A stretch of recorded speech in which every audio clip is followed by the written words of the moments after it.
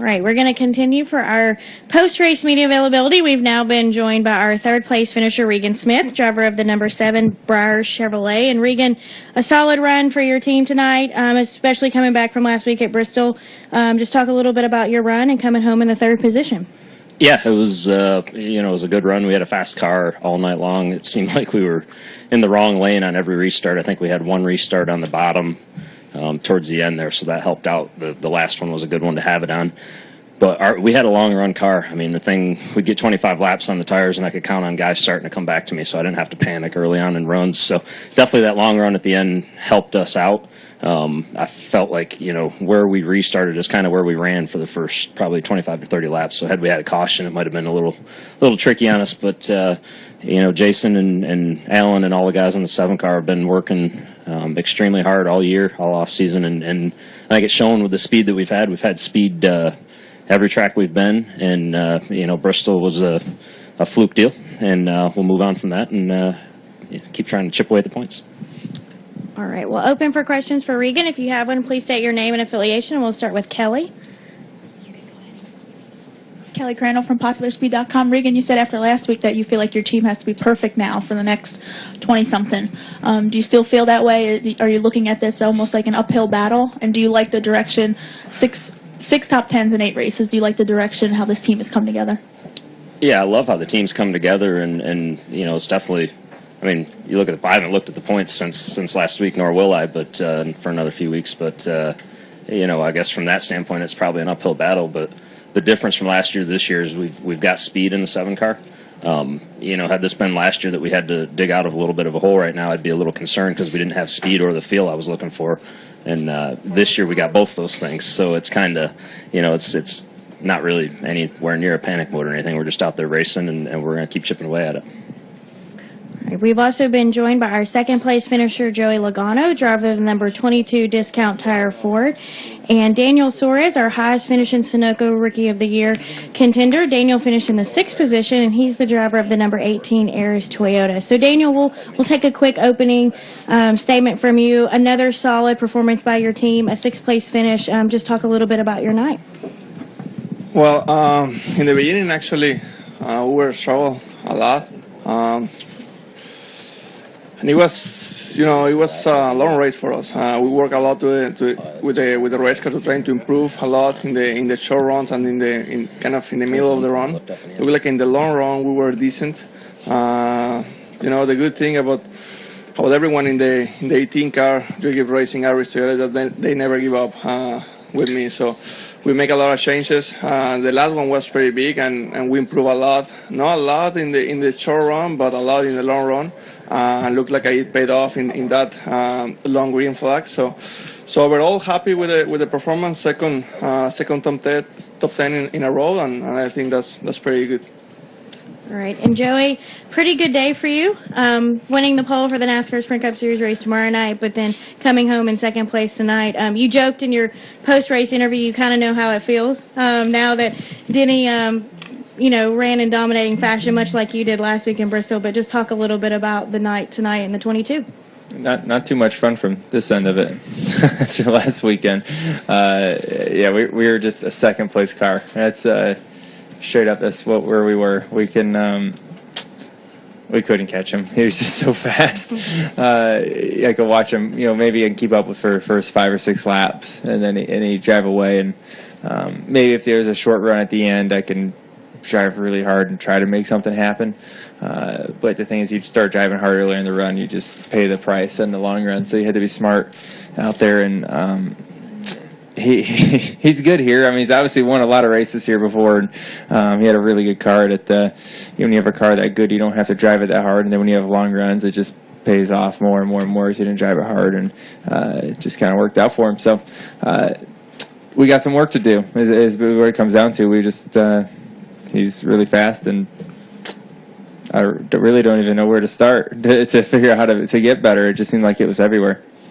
All right, we'll go ahead and continue with questions for Joey, Regan, or Daniel. If you have one, please state your name and affiliation. Do we have any questions upstairs in the press box? All right, any questions downstairs? Okay, we'll come to the front, please. Oh, go ahead. We'll start over here. I'm sorry. We'll come up. Go ahead, Stan. Stan Creekmore with RPMTonight.com. Daniel, you've also had some, I think, some experience here in the K&N series in that respect. How comfortable were you with finishing where you finished, or were you really hungry for something more? Well, definitely a sixth place finish is not bad at all, but we have to keep working. Definitely the car was okay. We were not the fastest, and if we were not showing a lot of speed, definitely we have some work to do. And like you said, I felt like a little bit more comfortable on this racetrack that I have been before in the K&N series. I think it's better than nothing. All this mile and a half has been a long learning process, because most of them, actually all of them, it's been my first time ever. So it's been a lot to learn so far this 2015, and just keep looking forward to keep working and keep learning about everything. All right, do we have an additional question over here? Go ahead. Nicholas Vanderlock, Northern Neck News. Question for Joey. You won the spring race here last year, and of course, going into tomorrow night's race. Is anything you can take away from tonight that you can translate to tomorrow? There's some. I was actually pretty surprised that the track didn't move around the way cup practice was, and apparently it's about track temperature. When the sun was out, the track rubbered up more, and you could feel like the track was going to get wide. And you look at the fall race here last fall, cars were up against a wall through the corner, and they ran really, really high. And I was expecting to see that, and apparently the cooler track temps makes the bottom the dominant lane, and so I thought that was interesting. But I guess everyone saw that and everyone learned that too. But I think just this track to me is not one that fits my style, and I thought it was good to run an Xfinity race just to try a couple different things, different techniques, look for a different balance.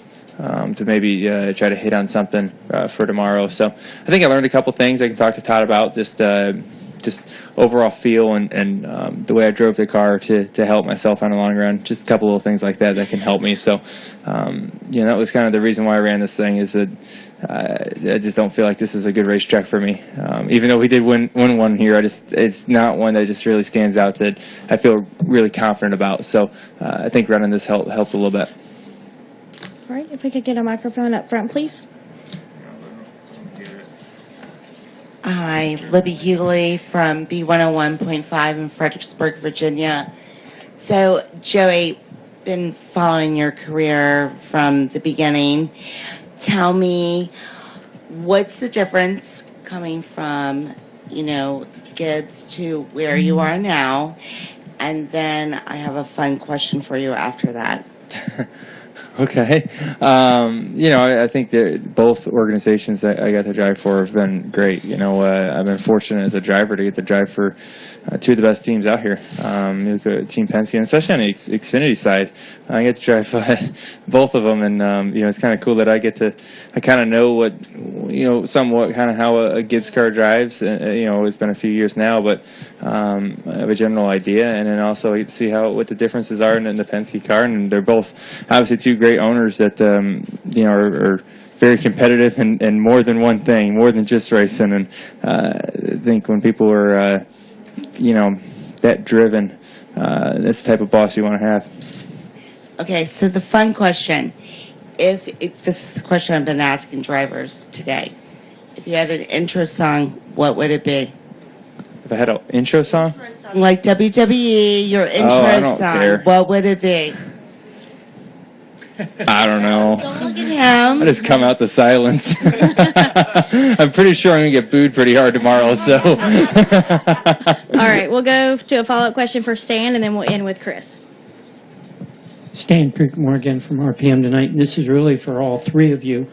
How aware were you of the fire on pit road, and how did you handle it? Did you sweat it out, or did you just clear it out of your mind and go back racing? Only reason I knew about it was because I asked my crew chief something, and he said, "Come back." I couldn't hear you. There was a fire on pit road, so I didn't know anything had happened, to be honest with you. So hopefully everybody was okay. It sounds like it was a pretty big one for a minute there, but definitely hope they're all okay. And you know, we're out there racing. We can't always see all the stuff that happens or takes place. Yeah, pretty much what Regan said there. I didn't know really what happened there. Just I heard a few guys went to the hospital. So you know, for us drivers, we like Regan said, we don't really see it. So our heads don't really get spun out in any way. But for a team, for a pit crew, to see that can be challenging. But they're all athletes. You know, they've all been through tough things before, and they're tough. And you know, that's why they've gotten to this level, is because they're tough people and they can handle things mentally. And yeah, I'm sure that hopefully they're all okay from whatever happened there. I haven't seen it.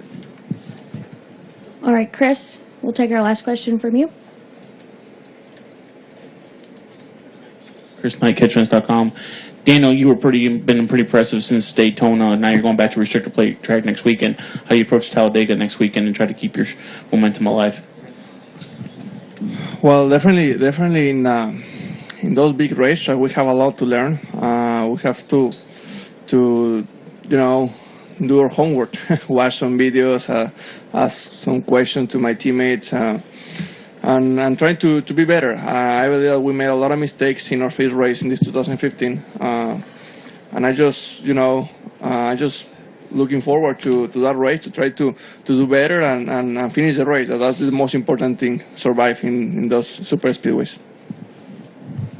All right. And Daniel, before we leave, if you can just give us a quick recap of your night in Spanish, we would appreciate it. I'll do it after too. I won't do it after. Pues bueno, la verdad es que contento de todo el trabajo de todo el equipo, Yogi Racing, Harris, Toyota, del número 18. La verdad es que creo que toda esa comunicación y esa química ha ido mejorando y mejorando, y pues eso es algo muy positivo. Estos top 10 en verdad significan mucho para nosotros. Espero que podamos seguir armando esa confianza y ese buen momento. Lo dije antes de empezar la carrera, creo que este es un deporte de mucho momento. Cuando empiezas a hacer un buen momento desde abajo, creo que empiezan a venir las cosas mejores y mejores, y bueno, ahorita lo estamos demostrando. En Texas demostramos mucha velocidad, en Bristol demostramos de velocidad y un buen resultado, y ahora demostramos una velocidad decente y un resultado muy aceptable.